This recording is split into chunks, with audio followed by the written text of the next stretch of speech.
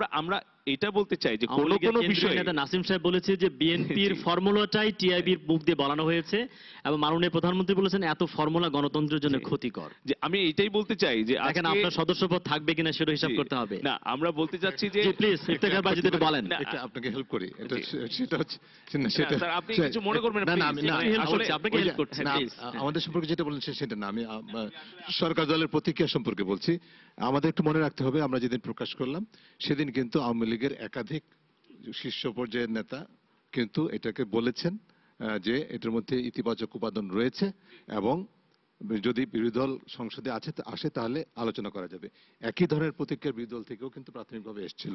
পরবর্তীতে অবশ্য মাননীয় প্রধানমন্ত্রী যে কথাটা বলেছেন জটিলতা সৃষ্টি করতে পারে, তারপরে ওই একই ব্যক্তি কিন্তু আবার বলেছেন যে এটা বিএনপির মুখপাত্র আমরা হয়ে গেছি।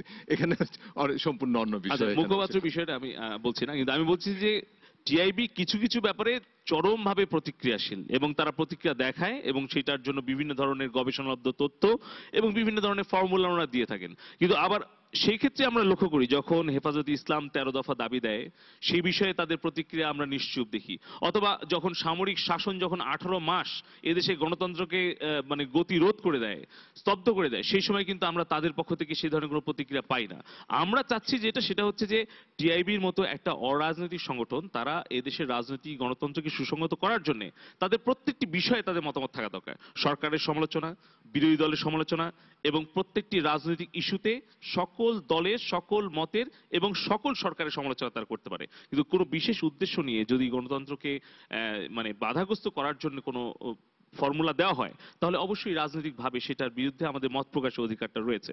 আমি শুধু একটা কথা বলতে চাই যে এখানে মাহি ভাই বলেছেন যে গণতন্ত্র আদর্শের চর্চা কর্মসূচি ভিত্তিক যে রাজনীতি, আজকে ভোটের রাজনীতি কি কর্মসূচি ভিত্তিক রাজনীতি না? এর মধ্য দিয়ে তো আমরা প্রমাণ পেয়েছি, কারণ বিএনপি এবং বিরোধী দলের যে ইশতেহার, তাদের রাজনীতিতে নির্বাচনের আগে তাদের যে বক্তব্য এবং তার মধ্য দিয়ে তো তাদের কর্মসূচি প্রমাণ পেয়েছে এবং প্রকাশ পেয়েছে। এবং বর্তমানে আমরা তো লক্ষ্য করছি যে বর্তমান আওয়ামী লীগের নেতৃত্বাধীন মহাজোট সরকার অথবা আওয়ামী লীগের রাজনৈতিক আদর্শ এবং তাদের ভবিষ্যৎ যে কর্মসূচি আমরা কিন্তু আমাদের বক্তব্য এবং অবস্থানের মধ্যে দিয়ে পরিষ্কার করেছি। আমরা বলেছি যে আজকে যে সকল রাজনৈতিক দাবি বিরোধী দলের পক্ষ থেকে তোলা হচ্ছে, যেরকম তারা যে 13 দফা দাবিকে সমর্থন করেছেন, আমরা বলেছি যে না, আমরা প্রগতিশীল সমাজ চাই, আমরা উদারনৈতিক, আমরা উদার গণতান্ত্রিক সমাজ ব্যবস্থা চাই, আমরা এটা বিরোধিতা করেছি। কিন্তু পরক্ষণে আমরা দেখতে পেলাম যে প্রধান বিরোধী দল তারা এই 13 দফাকে সমর্থন করে তারা বাংলাদেশের উদার সমাজতান্ত্রিক ব্যবস্থাকে তারা পিছনের দিকে নিয়ে যেতে চায়। আপনি আজকে এটার উত্তরটা কি দিবেন? আজকে প্রত্যেকটি রাজনৈতিক দল একটা ঘটনা কিংবা একটা পরিবেশ পরিস্থিতির উপরে ভিত্তি করে তাদের যার যার অবস্থান তুলে ধরেন, এর মধ্য দিয়ে তাদের কর্মসূচি, তাদের অবস্থান এবং ভবিষ্যৎ কর্মসূচি তাদের তুলে ধরেন। আমি শুধু সংলাপের বিষয়ে একটা কথা বলতে চাই, সেটা হচ্ছে যে আজকে ইফতেখার স্যার বা মাহি ভাই যেটা বলেছেন যে সংলাপ শান্তিময় অবস্থা দেশের সকল মানুষই চায়, কিন্তু এর জন্য কিন্তু প্রধান রাজনৈতিক দলগুলিকে বারবার চরিত্র হরণ করে কিংবা রাজনৈতিক নেতাদেরকে সবসময় দোষারোপ করে আমরা কিন্তু শান্তির পথে যেতে পারবো না। একদিকে আমরা বলবো যে রাজনীতি হচ্ছে সকল সমস্যার সমাধান, আরেকদিকে আমরা রাজনৈতিক দল এবং রাজনীতিবিদদেরকে জনগণের চোখে হেয় প্রতিপন্ন করে আমরা গোটা দেশের রাজনৈতিক ভবিষ্যৎকে কিন্তু অনিশ্চিত একটা পথের দিকে নিয়ে যাচ্ছি। আপনাকে অনেক ধন্যবাদ। আমি একটু যাব আসিফা আশরাফি পাপি আপার কাছে। আপা, একটা প্রশ্ন আপনাকে করতে চাই। এই যে আওয়ামী লীগ বিএনপির মধ্যে এই যে পারস্পরিক যে একটা অসহিষ্ণু ব্যাপার, একটা পারস্পরিক অশ্রদ্ধার ব্যাপার, পারস্পরিক দোষারোপের ব্যাপার, এটা আমরা সংসদে যেরকম দেখি, সংসদের বাইরে দেখি অনেক সময় আলোচনা যখন হয় টেবিলে, গোল টেবিলে কিংবা টক শোতে, তখনও দেখি। তো এই একটা ঐতিহাসিক কারণটা কি? কেন আওয়ামী লীগ বিএনপি একজন আরেকজনকে আসলে শ্রদ্ধার জায়গায় নিতে পারে না? এটা আসলে আওয়ামী লীগ বিএনপির প্রশ্ন না। প্রশ্নটা হচ্ছে এটা ক্ষমতাসীন দলের একটা সংক্রামক ব্যাধি। ক্ষমতায় গেলে এই রোগটা দেখা দেয়। মানে ক্ষমতায় গেলে বিএনপি একই কাজ করে। ক্ষমতায় যে এই রোগটা দেখা দিচ্ছে, দেখেন আজকে বিএনপি আওয়ামী লীগের যে শুধু দ্বন্দ্ব তা কিন্তু নয়, এই জাতি যে একটি মহাক্রান্তিকালে একটি ব্যাপক সংকটে যে নিমজ্জিত রয়েছে, আজকে রাষ্ট্রের একজন নাগরিক হিসেবে সচেতনভাবে যে কোনো এই সমস্যা থেকে উত্তরণের কিন্তু দিক নির্দেশনা দেওয়ার প্রত্যেকটি নাগরিকের সাংবিধানিক এবং নাগরিক অধিকার কিন্তু রয়েছে। কিন্তু আজকে দেখেন, যখন সিপিডি বলেন অথবা টিআইবি বলেন কিংবা সমাজের বর্ণাঢ্য ব্যক্তিবর্গ যখন একটা মতামত দিতে হচ্ছে, রাষ্ট্রের সর্বোচ্চ জায়গা থেকে তাদেরকে তুচ্ছ তাচ্ছিল্য কিন্তু সম্মুখীন করা হচ্ছে, অসম্মানজনক উক্তি পর্যন্ত করা হয়। এই ডক্টর রফিকুল ইসলামের কথায় ব্যারিস্টার রফিকুল হক, মুইকার খালু হনরে, ডক্টর কামাল হোসেন অপদার্থ ব্যক্তি, তারপরে আপনি রাত্রেবেলা যারা টকশো করছি, ডক্টর ইউনুস হচ্ছে আপনার সুদখোর ঘুষখোর, রাত্রেবেলা যারা টকশো করছি সিদেল চোর, তারপরে আপনার সিপিডি এবং যারা আজকে হচ্ছে এই যে ফর্মুলা দিয়েছে তাদেরকে বলা হয়েছে যে বিএনপির প্রতিনিধিত্ব করে। কিন্তু আমার এখানে প্রশ্ন হচ্ছে যে আজকে আপনি প্রথম যে প্রশ্নটি করে তর্কের সূচনাটি করেছেন যে আজকে বিএনপির কেন্দ্রীয় নেতারা জেলখানায়, বিএনপি কার্যালয় আজকে পুলিশের দ্বারা নিয়ন্ত্রিত হচ্ছে, আর আমাদের সংবিধানের নাগরিক অধিকার যেগুলি অনুচ্ছেদে আছে সেটাও কিন্তু আজকে অবরুদ্ধ অবস্থায় রয়েছে। আপনি যদি বলেন কেমন, আমার উত্তরটি হবে আজকে আর্টিকেল 36 দেখেন মানুষের চলাফেরা করার স্বাধীনতা এখানেও কিন্তু নেই। আজকে সানাউল্লাহ নূর বাবু রাস্তা দিয়ে হাঁটতে যে প্রকাশ্য দিবালোকে হত্যা হচ্ছে, আমি বিদেশ যেতে গেলে আমার পাসপোর্টটি সিজ করে নিয়ে বলছে অনির্দিষ্ট কারণবশত তোমাকে উঠতে দেওয়া হবে না। তারপরে আপনি 37-এ যদি আসেন সেখানেও দেখবেন সমাবেশের স্বাধীনতা। আমি হরতাল আহ্বান করেছি কিন্তু হরতালের সপক্ষে আমি মাঠে নামতে পারবো না, কিন্তু হরতাল বিরোধীকারীরা পুলিশ প্রহারায় রাষ্ট্রের সমস্ত যন্ত্রের মাধ্যমে অনুমোদিত হয়ে তারা মাঠে নামছে। আপনি আর্টিকেল 38-এ যদি আসেন সেখানে সংগঠন করার অধিকার যে স্বাধীনতা সেটি কিন্তু আমরা হরণ হয়ে যাচ্ছে। তারপর আপনি 39-এ আসেন বিবেকের স্বাধীনতা, স্বাধীন মত প্রকাশের। আজকে এখানেও দেখা যাচ্ছে যে সরকার তার নিজস্ব চিন্তা চেতনাগুলি প্রতিফলিত করতে যাচ্ছে প্রচার মাধ্যম এবং সংবাদপত্রের মাধ্যমে, এখানেও কিন্তু রুদ্ধ হয়ে যাচ্ছে মানুষের স্বাধীন যে ব্যাপারটি। এখন আমাদের সংলাপের বিষয়টি আছে কি নেই, সংলাপ যে কোনো মুহূর্তে যে কোনো ব্যক্তি একটা ফর্মুলা কিন্তু দিতে পারে। এটিকে খারাপ করে দেখা কিংবা কোনো পার্টির প্রতিনিধিত্ব করছে এইভাবে হেয় প্রতিপন্ন করাটি কিন্তু যুক্তিসঙ্গত নয়। কারণ এই দেশটি কার? এই দেশটি আমাদের 15 কোটি মানুষের। এই দেশ একটি ইতিহাস আছে, অর্জন আছে আমাদের, যে 30 লক্ষ শহীদদের রক্তের বিনিময়ে দেশটি পেয়েছি এবং রক্তের অক্ষরে লেখা হচ্ছে আমাদের আপনি যেরকম সংবিধান। বললেন, কিন্তু হরতালে দেখিয়ে যে গাড়ি পোড়ানো হয়, মানুষকে হত্যা করা হয়, এই ব্যাপারগুলো তো এটাও আমি মানবাধিকারের বলছি আপনাকে, লঙ্ঘন। আমি ধারাবাহিক এবং হরতালের বলছি। ঘোষণা দেওয়া হয় কালকে থেকে, মানে একদিন আগে থেকে হরতাল শুরু হয়ে যায়। এই ব্যাপারটা যদি এটা বলেন, মানে দায়িত্বশীল বিরোধী দলের ভূমিকাও তো থাকতে হবে। এটাও আমি বলছি। একটু যদি বলেন। এখন যে হরতালে যে গাড়িটা ভাঙছে আগের দিন থেকে শুরু হয়ে যায়। আগের দিন থেকে যেটা শুরু হচ্ছে, স্পেসিফিক ভাবে কোনো প্রচার মাধ্যম কিন্তু সরকারের কোনো গোয়েন্দা সংস্থাকে স্পেসিফিক বলতে পারবে যে বিএনপির অমক কর্মীটির দ্বারা এখানে বোমা আঘাতপ্রাপ্ত হয়েছে কিংবা এই গাড়িটিতে আগুন ধরানো হয়েছে? এইটা যে গোয়েন্দা সংস্থার লোককে দিয়ে সরকাররা করাচ্ছে না, সেটি কিন্তু জনগণ কে আপনি কিভাবে বোঝাবেন? প্রথম প্রশ্ন। দ্বিতীয় যেটি প্রশ্ন, এই মুহূর্তে দরকার তত্ত্বাবধায়ক সরকার, এটি আওয়ামী লীগেরই দাবি কিন্তু ছিল, এবং 94 সাল থেকে 96 এর কারণে 173 দিন তারা হরতাল ডেকেছে, এবং 2004 থেকে 6 133 দিন, মোট 306 দিন হরতাল হয়েছে নির্বাচনের পদ্ধতি নিয়ে। অবশেষে একসময় দেখবেন সংসদ থেকে তৎকালীন জাতীয় পার্টি জামাত ইসলাম আওয়ামী লীগ 1996 সালের পার্লামেন্ট থেকে তারা জি, আপা, পদত্যাগ করেছে। আপনার কাছে আবারও যাব খালি ছোট্ট একটি ষষ্ঠ প্রশ্ন। সংসদ নির্বাচন আপনি করতে বলেছেন এই হয়েছে। সমস্যার মূল পরে হচ্ছে কিন্তু ক্ষমতা, সমস্যার সমাধান করতে ক্ষমতা হয়েছে। রোগ। আপনি বলছেন ক্ষমতা রোগ, কোনো মেডিসিন কি আছে?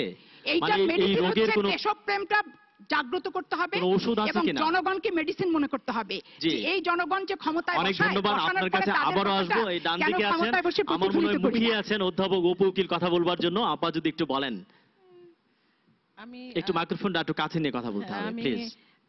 প্রথমেই মাহিবি চৌধুরী, মাহিবাইয়ের কাছে, মাহিবাই যে কথাটি বলেছে আমার এটি খুব লেগেছে, যে বিএনপি এবং আওয়ামী লীগের আদর্শ নেই দলের, এ কথাটি যদি বলেন তাহলে আপনি বলে টুইস্ট করেন না আপা, আমি হ্যাঁ। কখনো বলিনি আদর্শ নাই, বলছি আপনাদের আদর্শের চর্চা নাই, আপনারা চর্চা শুধু নেই। ক্ষমতার পেছনে দৌড়ান।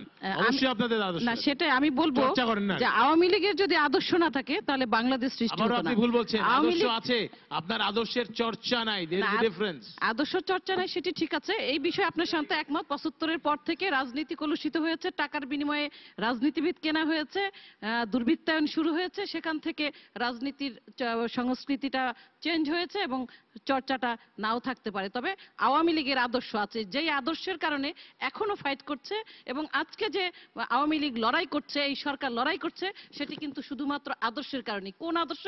এই দেশকে, এই বাংলাদেশকে স্বাধীনতা যুদ্ধের, মুক্তিযুদ্ধের চেতনাকে শানিত করবার জন্য, যুদ্ধাপরাধীদের বিচারের মধ্য দিয়ে এ দেশের জনগণকে, এ দেশের মানুষকে একটি স্বাধীন, সার্বভৌম রাষ্ট্র রক্ষা করবার যে সনদ সেটিকে শানিত করবার জন্য যুদ্ধাপরাধীদের বিচারের যে প্রক্রিয়াটি শুরু করেছে সেই প্রক্রিয়াকে সামনে রেখে আমি বলবো না এটা সংলাপের জন্য আজকে যে আমরা আয়োজন করেছেন আপনারা সংলাপের জন্য, সংলাপটা এখানে মুখ্য না, এখানে মুখ্য হচ্ছে যুদ্ধাপরাধীদের বিচারকে কেন্দ্র করে এই ঘটে যাওয়া সহিংসতা। এখন আমাদের জনাব ইফতেখারুজ্জামান যে টিআইবি রিপোর্ট ইয়েটি দিয়েছেন, ফর্মুলাটি দিয়েছেন, আমি সেখানে একটু আসতে চাই। আপনারা দিয়েছেন, আপনারা তো সমাজের কাজ করেন, দেশের কাজ করেন, দিতেই পারেন, এটা আপনাদের অধিকার আছে। তবে আমি বলবো আমাদের সুলতানা কামাল আপা আপনাদের ওখানে চেয়ারম্যান এবং ওখানে আছেন, তো আপনাদের এটাও মনে রাখতে হবে আপনারা যে ফর্মুলাটি দিয়েছেন এই ফর্মুলাটি একেবারেই ইয়াজউদ্দিন সাহেবের যে তত্ত্বাবধায়ক সরকারটি ছিল সেই সরকারটির সেই তত্ত্বাবধায়ক ফর্মুলাটির ডুপ্লিকেট। এবং আমি জানি এ দেশের মানুষ জানে সুলতানা কামাল আপাকে কিন্তু অপমানিত হয়ে এই আকবর আলী খানকে কিন্তু অপমানিত হয়ে পদত্যাগ করতে হয়েছিল ওই তত্ত্বাবধায়কের সরকারের কাছ থেকে। কাজে এই ফর্মুলাটি দেওয়ার আগে সুলতানা কামাল আপা অতীতের কথা ভাবছেন কিনা সেটি আমি আপনাদের কাছে জানতে চাই। এবং আমি মনে করি ফর্মুলাটি বিএনপির কাছ থেকে আসছে না কেন, সিভিল সোসাইটি বা অন্যজনের কাছ থেকে আসছে কেন? যদি কোনো ফর্মুলা দিতে হয় সেই ফর্মুলাটি নিয়ে বিএনপি ঘরে বসে আছে কেন? কেন বিএনপি সংসদে আসছে না? সংসদ 21 তারিখে খুলবে, আমি আহ্বান জানাবো আপনারা সংসদে আসেন, রাষ্ট্রপতি নির্বাচন হবে, আপনাদের ফর্মুলা দেন। তবে ফর্মুলা কিংবা সংলাপ এটি কোনো কিছুরই প্রয়োজন নাই। আপনারা জানেন আমাদের মাননীয় প্রধানমন্ত্রী বিবিসিকে স্পষ্টভাবেই বলেছেন যে কোন প্রক্রিয়া নির্বাচন হবে, এবং আমরা আজকেও আমাদের জেনারেল সেক্রেটারি বলেছেন সংলাপ যদি করতে হয় আমাদের সেটা উন্মুক্ত আছে, আপনারা আসতে পারেন।